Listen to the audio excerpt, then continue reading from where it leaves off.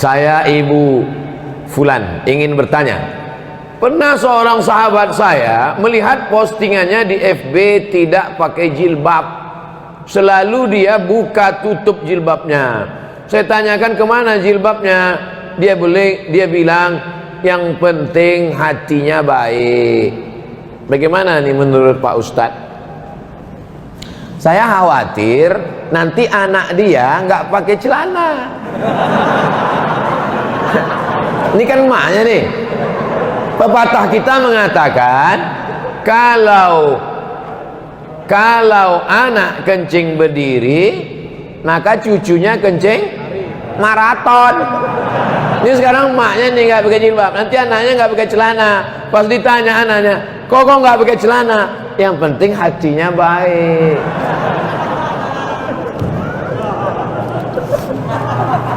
Saya tanya, apakah Sayyidatuna Aisyah itu hatinya nggak baik? Istri Nabi itu Aisyah, istrinya baik, hatinya baik apa nggak baik? Baik. Dia pakai hijab nggak? Pakai. Ada nggak Aisyah mengatakan dibukanya hijab? Aisyah, kenapa nggak pakai hijab? Aku kan istri Nabi, hatiku kan baik. Kalian semua kan anak-anakku. Wa azwajuhu ummahatukum. Istri Nabi itu adalah ibu kamu. Aisyah itu ibu kita, tapi dia tetap pakai hijab. Kenapa? Allah yang nyuruh. Ya ayyuhan nabi, wahai Nabi Muhammad SAW, qul li azwajika, katakan kepada istrimu, wa banatika, katakan kepada anak perempuanmu, wa nisa'il mu'minin, katakan kepada perempuan yang beriman, yudnina alaihinna min jalabibihin, hendaklah mereka memanjangkan kerudung mereka. Dulu kerudungnya tutup kepala, tapi lehernya nggak kelihatan, pakai lagi. Itu pakai cadar itu kan tradisi jahiliyah. Pakai cadar, pakai jilbab itu tradisi jahiliyah. Dulu turun ayat, khudhu zinatakum inda kulli masjid. Kalau kamu mau ke masjid, pakailah pakaian. Kalau kamu mau ke masjid, pakailah pakaian. Apa maknanya?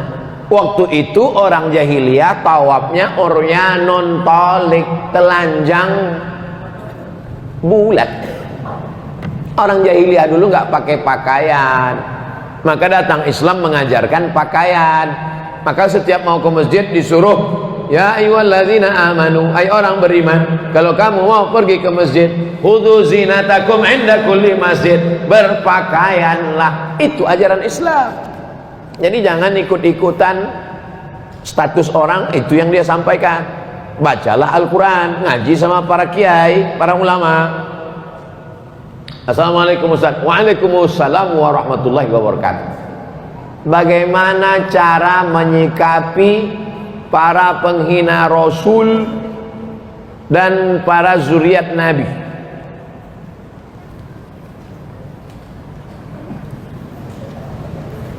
Kalau engkau punya kekuasaan, kau tegakkan hukum.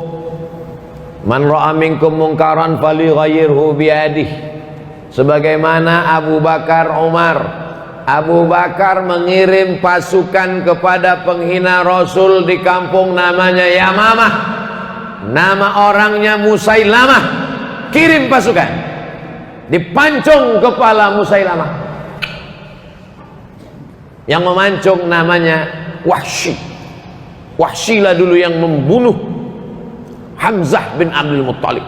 Tanganku ini dulu yang memancung kepala Hamzah. Hari ini aku memancung kepala Musailamah. Kalau dulu sebelum Islam ini memotong kepala sahabat Nabi, paman Nabi. Sekarang setelah Islam ini memancung kepala musuh Allah Subhanahu wa taala. Kalau sanggup punya kekuasaan. Yang tak punya kekuasaan, fabilisani, dengan lidah. Jangan hina Nabi, jangan hina zuriat Nabi dengan suara. Tak juga sanggup, takut dengan mulut, dengan hati, diam aja lah. Kalau kau tak sanggup membela, diam. boykot. Jangan lagi pakai mobil Prancis, jangan lagi pakai deterjen Prancis, jangan lagi pakai susu, teh, kopi Prancis, pakai aja kopi tai musang.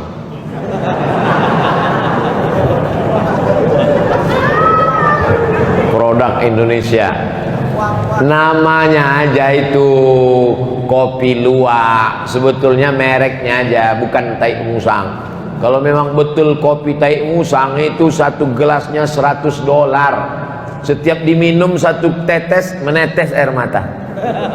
1.300.000 guys.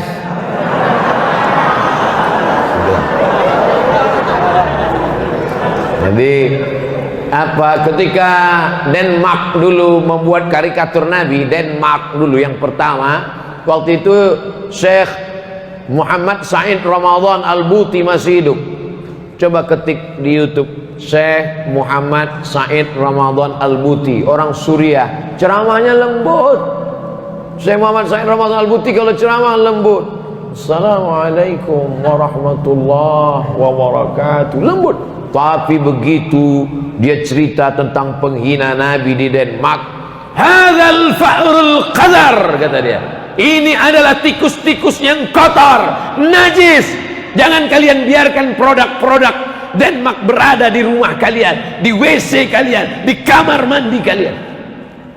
Illa Rasulullah, semua tidak apa-apa kecuali Rasulullah. Jangan sampai kalian hina Nabi Muhammad sallallahu alaihi wasallam. Ulama jangan sampai dihina. Kalau agamamu dihinakan, ulamamu dihinakan, dan kau diam, maka gantilah bajumu dengan kain kapan. Kata Haji Abdul Malik Karim Amrullah, Buya Hamka, bukan kata saya ngutip-ngutip pendapat mereka aja. Saya kalau ceramah itu nggak pernah menurut saya, menurut ulama, menurut Habib, menurut Kiai, supaya nanti kalau disalahkan Allah di akhirat, ini katamu Abdul Somad. Enggak.